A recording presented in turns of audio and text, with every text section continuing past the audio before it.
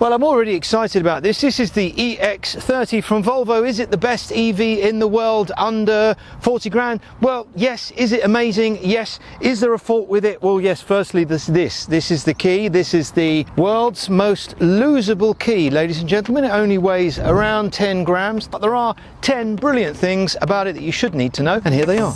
It's the most advanced Volvo ever. Set the temperature in the car to 16 degrees. Which is powered by Google. Hey Google.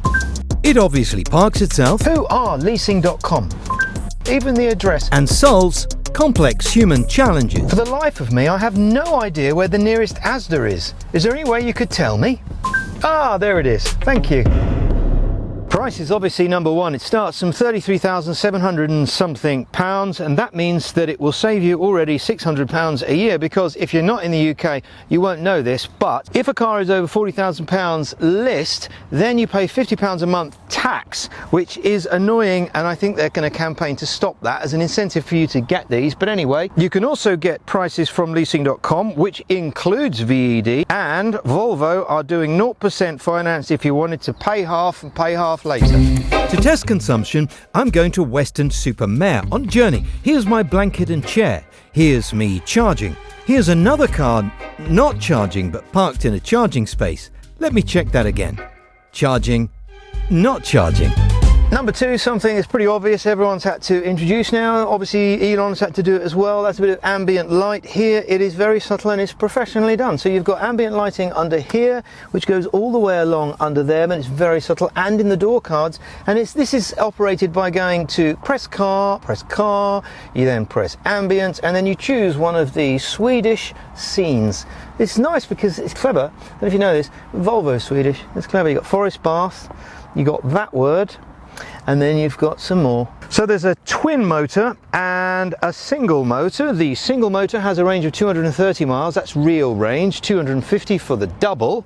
Although this is actually doing really well because it's on 81% and it says 280 miles on this. There's your charger. This will charge at 150 kilowatts, so essentially that will be 3 hours driving, half an hour's stop. That's annoying that doesn't go in there. It's like a soft rubber and you have to oh, really? 3 hours driving, little half an hour stop, put that one in first, and you're back on the road. Love this, look at this, EX30, it's nice. Love that little bit of detail there, and I love that little bit of detail on the wheel, the Volvo on the wheel. Time now for the parking itself bit. One of the only reasons that I do this is, well, it's nice to see little things working even if you're not going to use them. The other thing is it means that the car's on the screen a lot. So if I'm looking for a space, I have to press the camera button first and then say select a slot. So it's already found one here. So I'm going to select number 2. It's that one. Release the brake pedal and steering wheel to start. And let's see what it's going to do. Now this does something very interesting because this will pull it out of a space for me as well. Here's an application where you would use self-parking. Like if you're in the middle of a conversation with someone and it's a difficult car parking space and you're in the middle of a conversation, you just press a couple of buttons and let the car do it. In fact, I use it more than I think I would use. Okay, so what's it going to do? Maneuver in progress, monitor maneuver completed. Okay. Now I did see something on Reddit. Someone's saying there was something wrong with the cameras. Really? Let's have a look. So if I do a little 3-point turn and then we go into reverse using a stick, which is good. What's wrong with that? What is wrong with that? You can move it around, you can press whichever. Oh, I see. It's a little bit. Oh mate, I don't know, but that's fine. As long as the lines look good for me and you can see stuff and it's clear, the exposure's right, which is a lot more than you can say for most of my videos, then I'm alright with that. Sorry Reddit. It's a respectable 5-second 0 to 60 on the slow one, a 3-second 0 to 60 on the performance one, and it weighs a fair 1,860 kilograms. That's impressive. I'll tell you why it's impressive, because it's 200 kilograms lighter than the equivalent Mercedes electric car. 0.2 Volvo. Oh, that's a shame. Car's got no cup holders. I just got myself a nice American. Ah, yes it has. Come on. That's ridiculous. Like that. There's even some bits of rubber which you can take out and clean. Thought of everything. Not sure what's going on down here. You've got these two areas here for where you put your phone to charge, and you put the key to charge, and then you've got this little flap in here with more removable cleaning stuff and two USBs. What would you put in there? The world's most losable key. 5 is design. Not only is this made of fully recyclable materials, but this has the most recycled steel and aluminium than any of their cars. And this is not just clever, it also is brilliant how they've made it look just like this. It is a design tour de force. I can't think of another EV for this kind of money that looks anywhere near as modern and as futuristic and as fashionable as this. 100% got it right in every single aspect. The wheels, all of these bits of design. You have these even bits of corrugated stuff along the bottom. The way the doors open and close is high quality, and then you get round the back and things just get even more crazy. 16 different bits that you'll see lit up later in the video of these rear tail lights. Then there's these for the reverse. This is how you open the boot. It's got a little button that opens it there. I mean, just everything. Not much room in the boot, obviously. That if you're doing a YouTube video, don't bring much gear, just the basic necessities and your lunch. All right, Elliot's got his lunch in there. He's got his and have a look at this interior, because it feels to me like there's a lot of symmetry going on, like they've thought about how to do it. Everything seems to have an exact opposite to it. But actually, when you come to this door card, for example, there's 1, 2, 3, 4, 5, maybe 6 different things to look at. It's a feeling when you have a car. There's lots of things to look at. There are some electric cars, there's just nothing in it. This is great and very good for ownership. It's like being in a car but also a spaceship, which is great because we're all 9 years old. Number 6 is the interface, which doesn't interest everyone, but I do want to spend a couple of minutes on it just stay with me, because there's more exciting things coming up. But I like this better than 2 major electric car manufacturers, and the reason I like this better is, number 1, it's simple.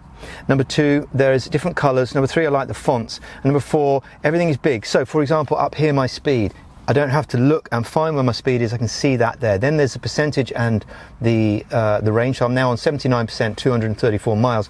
Up here on there, when we do the drive pilot, you get that, the other cars. You see the other cars and you see the lane markings. Then you've got a hotkey here, Spotify. This is so easy. Look, do I want to listen to DJ John's weekend mix? Of course I do.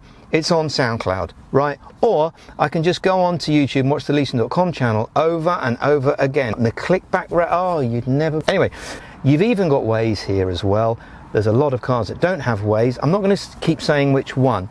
And then when you come to home, these are the things that you most usually use. 1-pedal drive, speed limit warnings, your ambient lighting, controlling the mirrors. Now, my hero in car reviews works for a magazine.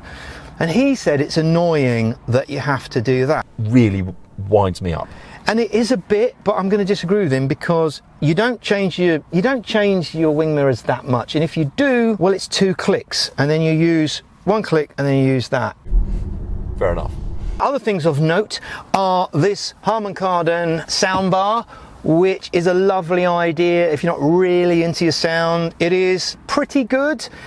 It's definitely front focused, very much like if you get the Tesla standard range, you'll end up with a front focused sound system, nowhere near as good as Tesla. It's good. I wish it was all around, but that's okay. Couple of interesting things here. These are a bit, I'm not sure, these don't, but other than that, the materials in here are way better than an awful lot, especially as they are biodegradable. I mean, this here is probably someone's old V90 estate. You're right, mate. Let's have a look at the Auto Cruise Pilot Assist, which is familiar because you pull down this. I'm going to pull down on it twice, just in case that is the same as the other car. I'm in a 40, I've put my speed to 45, so test number 1 is, will this speed?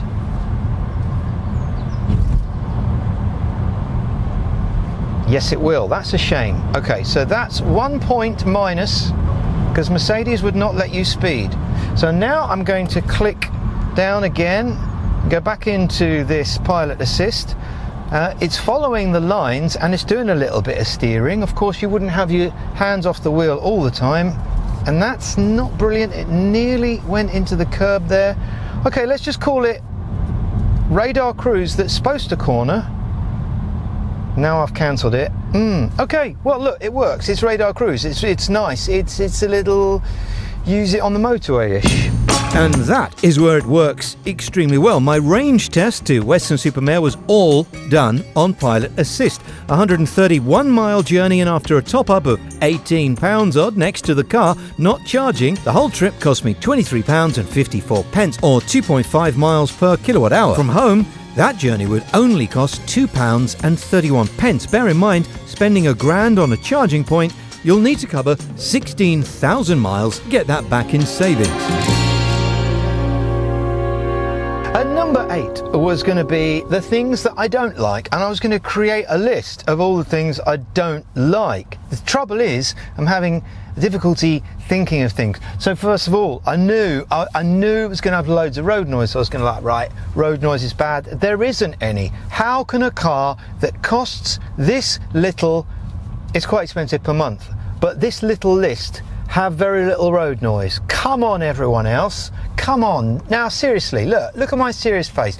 What else? All right, I am going to say something. So the Google Assistant is the best in the world. Nothing will pick up your nuances and the things that you want as fast and as good as that. And it does replace the need for buttons in a good way. It's not a compromise, but it needs a software update over the air. By the time this has gone up, that's probably done. Sometimes the network goes in the car, and so sometimes some things work.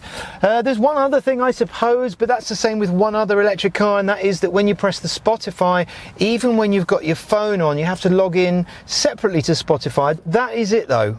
That is, I'm not a fan of this.